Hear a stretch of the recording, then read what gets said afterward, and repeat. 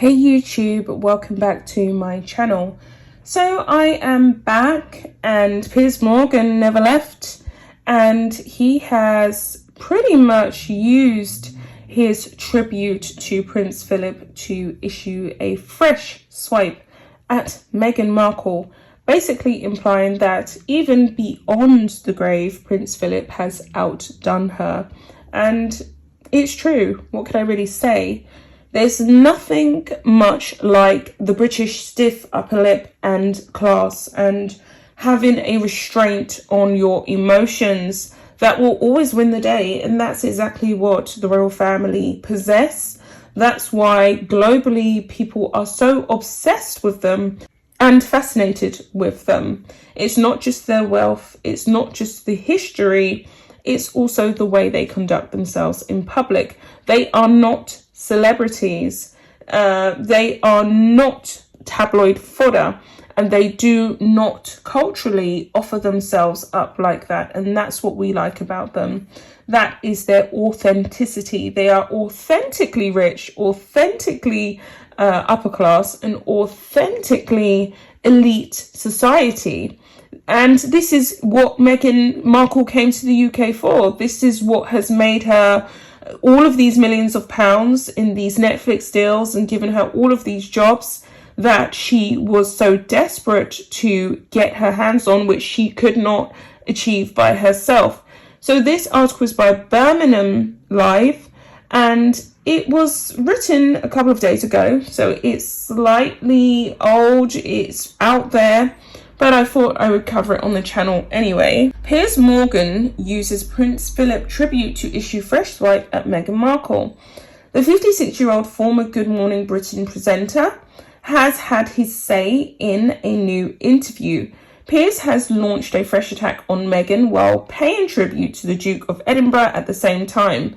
The 56-year-old former Good Morning Britain presenter had his say. Writing for Mail Online, Piers said Philip's biographer and longtime friend Giles has spoken to him over the Duke of Edinburgh.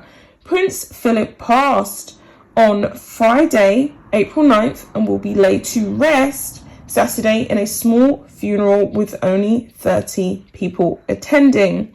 Among those attending will be the Queen, Prince Charles, Camilla, Duchess of Cornwall, Princess Anne, Prince Edward, and Sophie, Countess of Wessex, the Duke of Cambridge, and obviously Harry.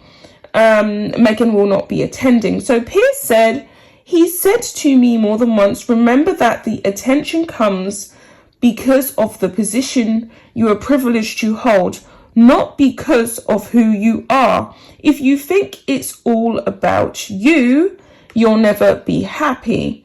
Piers added, Giles Brandreth said the Duke thought Meghan and Harry's decision to grant their friend Miss Winfrey a lengthy primetime US TV audience was madness and no good would come out of it. He understood the British public would never stomach hearing the richest and most privileged people in the country complaining about how awful their lives were. So when on royal duty, he kept his moaning mouth shut and his gripes to himself as he shook hands, smiled, and small talked with complete strangers day after day, week after week, and year after year. And there you have it. So it seems as though beyond the grave, his voice and his prestige and everything that he achieved and stood for still stands, and it will stand in the sands of time. He was a man of great integrity. He was a man with a stiff upper lip, and he was essentially the man who was a great support to our Queen. And that is really the truth of what it is to be a royal. Once you start making it about yourself and you cannot accept and respect the fact that this whole thing, the position, this privileged position that you have is much bigger than yourself. You just carry the title, but you are just a functioning part in a very big machine. You're not actually the star of the show because you did not build it. It's very different if you are looking at someone like a major actor like Brad Pitt, who's literally slogged and worked his way up, or Nicole Kidman, or even Oprah Winfrey, or Angela Bassett, Denzel Washington, Will Smith, and the list goes on. These are people who, with raw talent, grit and determination, have made themselves into somebody's. They've been spotted and they've kept up the pace. They've done the work and they've then become an engine of their own. Why does everyone want to talk to Oprah?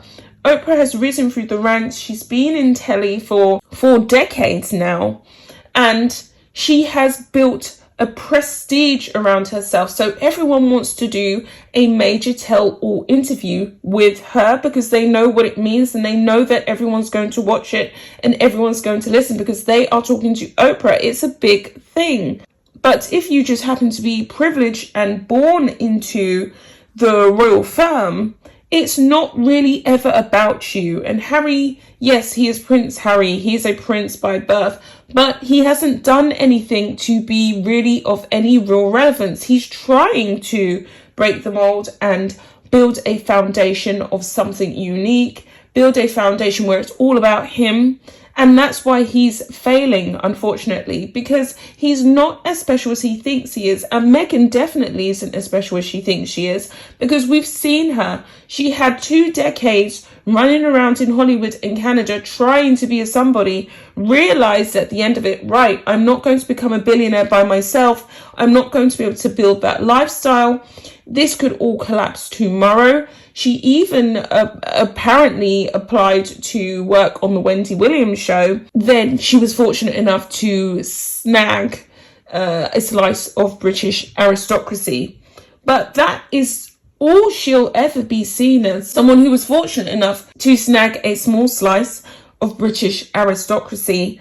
But it does really stop there. There's nothing else that they can really do. And all they're really known for now is whining about how fantastic their lives are and nitpicking and looking for things. And they have a detachment. They don't realize that in the real world, people have real issues. They have real bills and they have real things that they have to get done.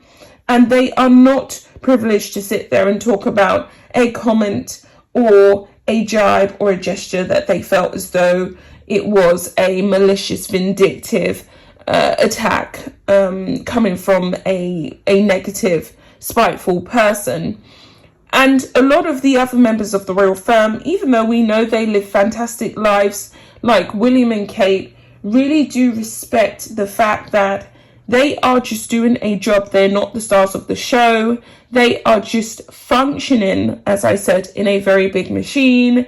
And they are literally just serving the crown, serving the firm and playing their part until, of course, they pass it on to the next generation.